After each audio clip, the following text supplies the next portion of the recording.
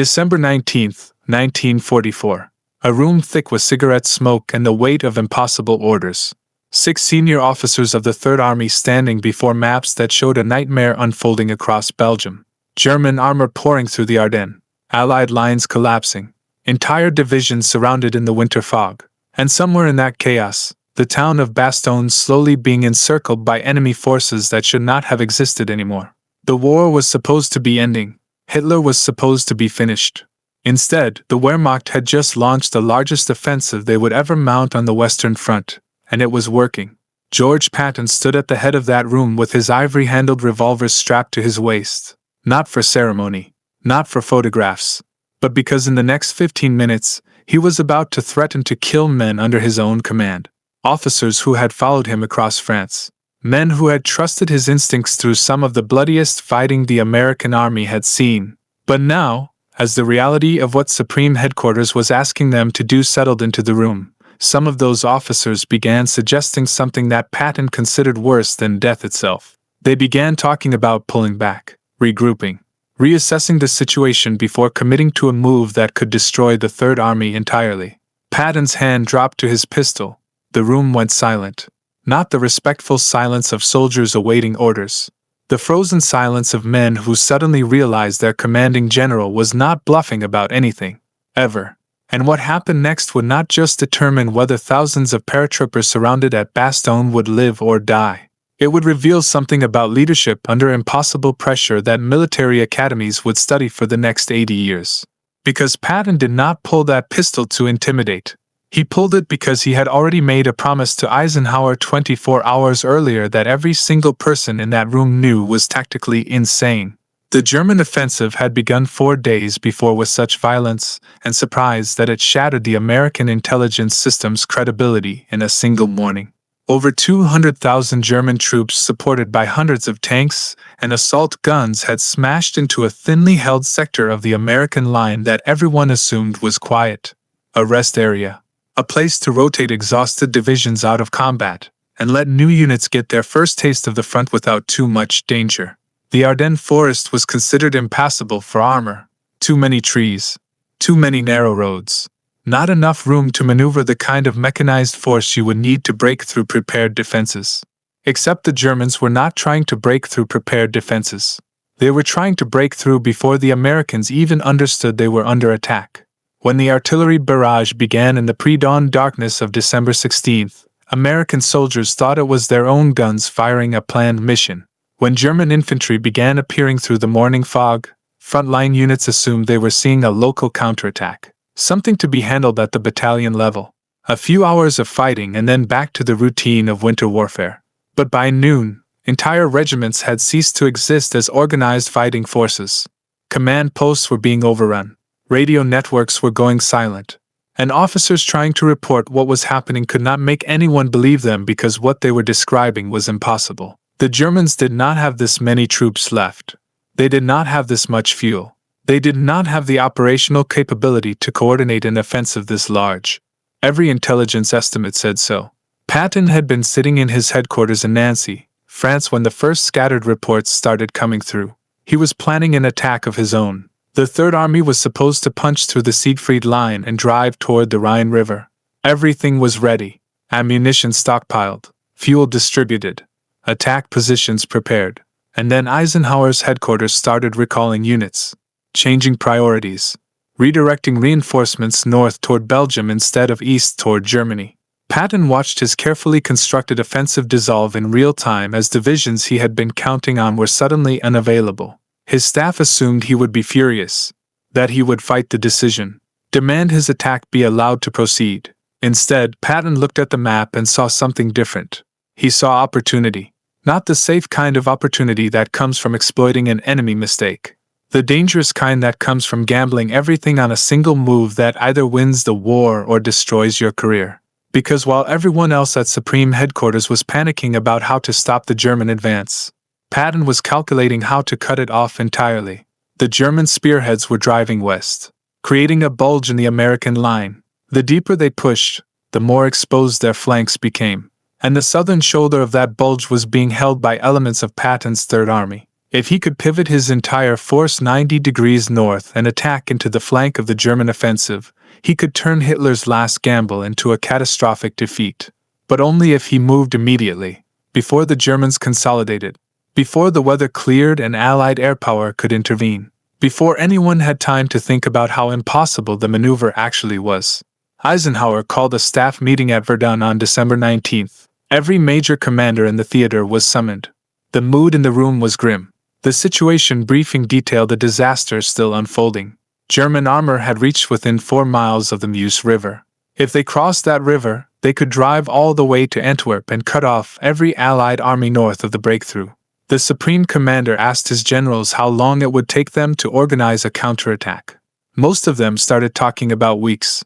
The time needed to disengage from current operations, shift logistics, prepare new attack plans, move units into position without creating traffic jams on the limited road network.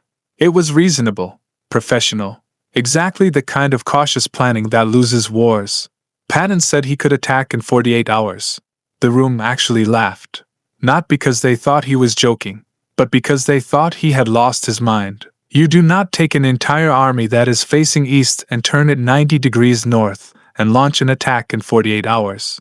The logistics alone were impossible. 3 divisions would have to disengage from combat operations, march through a Belgian winter on roads that might be blocked with snow or refugees or retreating units, find new assembly areas they had never seen before, coordinate with headquarters they had never worked with, and do all of this while maintaining operational security so the Germans would not realize what was happening until it was too late.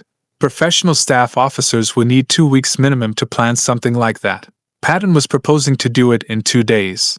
Eisenhower did not laugh. He looked at Patton and asked which divisions. Patton told him, the 4th Armored, the 26th Infantry, the 80th Infantry, all veteran units, all currently engaged against the Siegfried Line. Eisenhower asked if Patton was certain, because if the Third Army attacked north and failed, there would be nothing left to stop the Germans from breaking through in the south. The entire Allied position in Europe could collapse. Patton said he was certain. Eisenhower told him to do it. The meeting ended. Officers filed out into the cold afternoon debating whether Patton had just saved the campaign or signed the death warrant for thousands of American soldiers. Back at Third Army headquarters, Patton's staff was already working the problem. They had started planning the movement before Patton even left for Verdun because they knew how their commander thought. But planning and executing are different things. The operations officer had the road network mapped. The logistics officer had fuel and ammunition being repositioned. The intelligence officer was trying to figure out where the Third Army would even be attacking because the front line was changing by the hour. And the corps commanders were being told to prepare for orders that would require them to abandon everything they had been working toward for the last month and improvise an offensive into unknown terrain against an enemy whose strength and dispositions were completely uncertain. This was the meeting where pistols came out. Not during the planning phase. Not when staff officers were drawing arrows on maps. But when senior commanders who would actually have to lead men into that frozen forest started asking the questions that responsible officers are supposed to ask. What if the roads are blocked? What if German reserves are positioned exactly where we need to attack? What if the weather prevents air support, and our tanks get caught in an ambush without any way to call for help? What if this entire operation is based on optimistic assumptions that fall apart the moment we make contact? One officer reportedly suggested that a more cautious approach might be wiser, that perhaps the Third Army should establish defensive positions first. Make sure the southern flank was secure before committing to an offensive that could leave them dangerously exposed. It was not cowardice. It was professional judgment based on decades of military experience. The kind of judgment that keeps armies from being destroyed by reckless decisions. Under normal circumstances, it would have been the right advice. Patton pulled his pistol and aimed it directly at the officer who had spoken. The accounts vary on exactly what he said. Some versions claim he announced that anyone who talked about retreat would be shot on the spot. Others say he was more specific, that he would personally execute any officer who suggested withdrawal. A few sources insist he simply held the weapon in his hand and let the implication speak for itself. But every version agrees on the core reality. George Patton was willing to kill his own men rather than allow doubt to undermine the operation. Not because he was crazy, not because he enjoyed violence, but because he understood something about the physics of warfare that cannot be taught in any classroom. Momentum is everything. Once an army stops moving forward, inertia takes over. Defensive thinking becomes habitual. Caution becomes paralysis. And the enemy gets time to recover. Patton had seen it happen in World War I, had watched offensives stall because commanders decided to consolidate their gains, reorganize their units, wait for better conditions. And in every single case, the delay gave the enemy exactly what they needed to build new defenses and turn a breakthrough into a stalemate. The Third Army had one chance to hit the German offensive before it became a permanent salient in the Allied line. One window where shock and surprise could compensate for numerical disadvantage. And that window was measured in hours, not days. The pistol went back in its holster. The meeting continued. No one else suggested caution. Orders went out to the divisions. The 4th Armored Division began disengaging from combat operations around Saarbrücken at midnight on December 19th. Tank crews who had been preparing to attack German bunkers were suddenly told to turn around and drive north. Infantry units handed their sectors over to reserve battalions and started marching through darkness toward assembly areas they would not reach until after dawn. Fuel trucks raced ahead to establish supply points along routes that had not existed on anyone's logistics plan 48 hours earlier.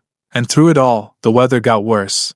Snow began falling heavily on December 20th. The same storm system that was grounding Allied aircraft and giving German armor freedom to maneuver without fear of air attack was now turning every road into a skating rink for American vehicles trying to redeploy.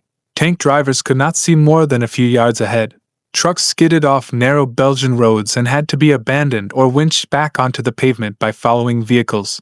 Convoys that should have moved at 20 miles per hour were crawling at 5. And every hour of delay was another hour for the Germans to tighten the noose around Bastogne. The town itself had become critical without anyone planning for it. Bastogne sat at the intersection of 7 major roads in the Ardennes. Whoever controlled those roads controlled movement through the entire region. When the German offensive began, the commander of American forces in the area had ordered the 101st Airborne Division to move into Bastogne and hold it. The paratroopers arrived just hours before German units surrounded the town. Now they were cut off, running low on ammunition, rationing medical supplies, treating wounded in makeshift aid stations with no way to evacuate casualties. And the only force close enough to reach them before they were overrun completely was Patton's Third Army, which was still 100 miles away and moving through a blizzard. December 21st. The 4th Armored Division reached its attack positions, not where planners had intended. Not in the carefully prepared assembly areas that would have allowed for proper coordination and rehearsal, but in whatever fields and villages they happened to occupy when the order came to halt and turn east toward the enemy. Company commanders briefed their men using hand-drawn maps because official maps had not caught up with the moving situation. Tank platoons organized themselves into march columns based on whoever happened to be nearby rather than the doctrinal formations they had trained with, and at 0600 hours on December 22nd, they attacked. The first German units they encountered were as surprised as anyone. Wehrmacht intelligence had reported the 4th Armored Division as being decisively engaged near the Siegfried Line. The idea that American armor could be operating this far north this quickly made no tactical sense.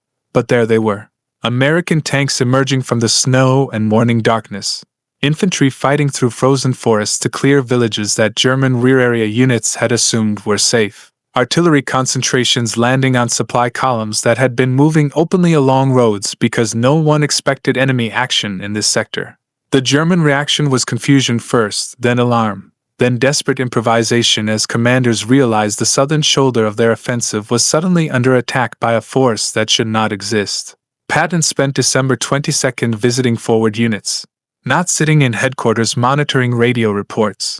Actually driving through snow to tank positions and infantry command posts, talking to soldiers who were exhausted and cold and unsure whether they were winning or losing, reminding them that they were part of something larger than themselves, that every mile they advanced was 1 mile closer to their surrounded comrades at Bastogne, that the Germans were just as cold and just as exhausted and just as confused, and that momentum belonged to whoever wanted it more. He also fired people. A battalion commander who reported his unit was unable to continue the attack was relieved on the spot. A logistics officer who explained why fuel could not be delivered on schedule was replaced within the hour. Patton was not being cruel. He was being precise. The operation had no margin for error, no tolerance for problems that could not be solved immediately. Every officer had to understand that failure was not going to be analyzed and discussed. It was going to be punished. Because the alternative to harsh leadership was watching the attack lose momentum and stall, which meant watching the 101st Airborne get destroyed while the 3rd Army sat a few miles away making excuses. The advance gained ground. Not quickly, not cleanly, but continuously. One village at a time, one ridge at a time. German defenders fought hard because they understood what was at stake. If Patton reached Bastogne, the entire southern flank of the offensive collapsed. All those divisions that had driven deep into American lines would suddenly be in danger of encirclement themselves. The hunters would become the hunted. So they made the Americans pay for every field, positioned anti-tank guns in tree lanes and waited until American armor was at point-blank range before opening fire. Set up ambushes in villages that looked abandoned but were actually death traps. Held positions until they were physically overrun, and then fell back to the next defensive line and did it again. December 23rd brought clear skies. For the first time since the offensive began, Allied air power could intervene. Fighter bombers swarmed over German columns. Heavy bombers hit supply concentrations and railroad junctions. Transport aircraft began dropping supplies to the surrounded garrison at Bastogne. But the clear weather also meant the Germans could see exactly how close the 3rd Army had gotten. They began shifting reserves south, pulling units out of the attack and sending them to stop Patton. The race was becoming explicit. Would the 4th Armored reach Bastogne before German reinforcements arrived in sufficient strength to stop them permanently? Christmas Eve. American tanks were within 4 miles of Bastogne, 4 miles that might as well have been 40. The Germans had concentrated everything they could scrape together into blocking positions between Patton and the encircled paratroopers. Anti-tank guns layered 3 deep. Infantry dug into frozen ground with orders to hold at all costs. Artillery pre-registered on every approach route. The 4th Armored attacked repeatedly and got nowhere. Casualties mounted. Tank losses became severe. Company strength units were reduced to platoon strength remnants. And inside Bastogne, the 101st Airborne was running out of everything except courage. Patton ordered night attacks. Commanders objected. Night operations with armor in winter conditions against prepared defenses violates every principle of armored warfare. Tanks need visibility. They need room to maneuver. They need infantry support that can actually see where the enemy is positioned. Attacking in darkness means losing all those advantages and gaining none in return except the chance to drive into ambushes blind. Patton did not care. Daylight attacks were failing, so night attacks would continue until something broke. Either the German defense or the 4th Armored Division. One way or another, the outcome would be decided by whoever refused to stop. December 26th. A single tank company from the 4th Armored punched through German lines and made contact with paratroopers from the 101st Airborne. The siege of Bastogne was broken, not decisively, not in a way that made the town secure or guaranteed the German offensive would fail, but broken. The encirclement was no longer complete. Wounded could be evacuated. Supplies could come in. Reinforcements could be funneled through the narrow corridor that American armor had carved at extraordinary cost. And more importantly, the entire operational dynamic changed. Hitler's offensive had been predicated on speed, on driving west before the Allies could react, on creating chaos and momentum that would force a negotiated peace before American industry could overwhelm German defenses. But Patton had stopped the momentum, not with brilliance, not with some masterpiece of tactical innovation. With speed and violence and a refusal to accept any answer except success. The Battle of the Bulge would continue for another month. German forces would keep fighting. American casualties would reach 90,000. The Ardennes would become one of the costliest battles in American military history. But the outcome was decided on December 26th when that single tank column reached Bastogne. Everything after that was arithmetic. The Germans could not win a war of attrition against American logistics. They had gambled everything on shock and breakthrough. Once the breakthrough was contained, the mathematics of warfare took over. More American divisions would arrive, more supplies, more fuel, more ammunition, and the Wehrmacht would be pushed back across the same ground they had seized, losing men and equipment they could never replace. But none of that mattered in the room where Patton pulled his pistol on December 19th. In that moment, The future was completely uncertain. The Third Army could have attacked north and been destroyed. The 101st Airborne could have been annihilated at Bastogne. The German offensive could have reached the Meuse River and kept going. Every worst-case scenario was plausible. And the only thing standing between those scenarios and reality was one man's willingness to threaten his own officers with death rather than allow prudence to masquerade as wisdom. This is what makes the moment significant. Not because Patton was right. History is full of reckless commanders who gambled and lost and destroyed their armies. What makes the moment significant is that Patton understood the difference between calculated risk and recklessness. He was not attacking because he loved combat. He was attacking because the operational situation demanded it.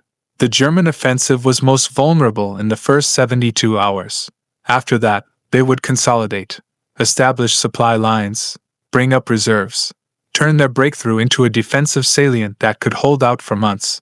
The only way to prevent that was to hit them immediately, before they were ready, with whatever forces were available. And the only way to make that happen was to eliminate any possibility of hesitation among his subordinates. The pistol was not theater. It was communication. A way of telling officers who were trained to consider options and weigh alternatives that this situation had no options. That the time for weighing alternatives had passed. That the Third Army was going to attack north regardless of risk or cost or probability of success. And that any officer who could not commit to that reality needed to be replaced immediately by someone who could. Because an army moving with unified purpose and complete commitment has a chance of achieving the impossible. An army moving with doubt and hesitation has no chance of achieving anything except defeat. Military historians debate whether Patton's relief of Bastogne was the greatest achievement of his career. Some argue his drive across France in the summer of 1944 was more impressive from a purely operational standpoint. Others point to his campaigns in Sicily or North Africa. But none of those operations required the same kind of leadership. In France, Patton was exploiting German disorganization after the Normandy breakout. The enemy was already defeated. He was simply pursuing. In Sicily and North Africa, he had time to plan, time to prepare. Time to build the logistics network and intelligence picture that makes successful operations possible. But in December 1944, time was the one thing he did not have. And the pressure of operating without time revealed something essential about what leadership actually means when everything else is stripped away. It means being willing to be hated. The officers Patton threatened that day did not love him for it. The soldiers who died in the attack north did not thank him. The families who lost sons and fathers and brothers in the frozen forests between Luxembourg and Bastogne did not write letters praising his decisiveness. Leadership at that level is not about being liked. It is about being willing to accept responsibility for decisions that will cause suffering regardless of which option you choose. Patton chose speed over safety, aggression over caution, and thousands of people paid the price for that choice. But the alternative was allowing the German offensive to succeed, which would have caused orders of magnitude more suffering and extended the war by months or years. There was no good choice, only less bad ones. And making less bad choices under impossible pressure is what history remembers as greatness, even when the people experiencing those choices remember only the cost. The Third Army's pivot north was studied at military academies for decades afterward. Staff colleges used it as an example of operational flexibility. Tank schools analyzed the movement techniques. Infantry schools examined the night attacks.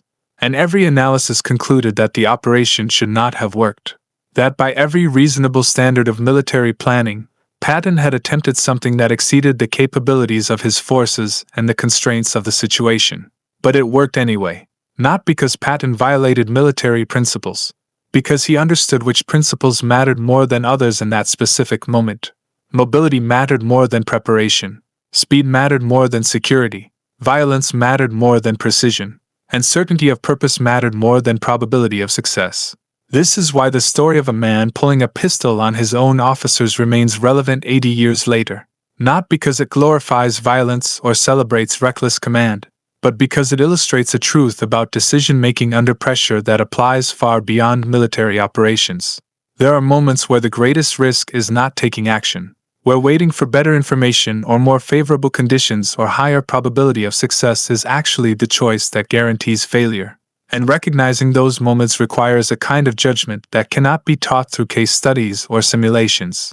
It requires being willing to be wrong, being willing to fail, being willing to accept consequences that will follow you for the rest of your life, and then making the decision anyway because the alternative is worse. Patton died in a car accident less than a year after the war ended. He never wrote a detailed memoir, never sat for extensive interviews about his decision-making process, never explained in his own words why he believed threatening to shoot his own officers was the right leadership choice in December 1944. But the results speak for themselves. The Third Army completed the fastest large-scale military pivot in modern history. The 101st Airborne survived. The German offensive was contained, and the Allies retained the initiative that would carry them across the Rhine and into Germany in the spring of 1945. Whether Patton would have pulled the trigger on that pistol, no one will ever know. The officers he threatened never tested the question. They went back to their units and executed the orders and made the impossible happen because their commanding general had eliminated every alternative. And in the end, that is what leadership means when the stakes are highest and the margin for error is smallest, and the only thing standing between catastrophe and survival is one person's refusal to accept failure as an option. Not inspiring speeches, not careful planning, not superior resources or brilliant tactics. Just the absolute certainty that retreat is not going to happen. Not today, not ever. And if that certainty requires holding a pistol, then the pistol comes out. Because some decisions are too important to allow doubt.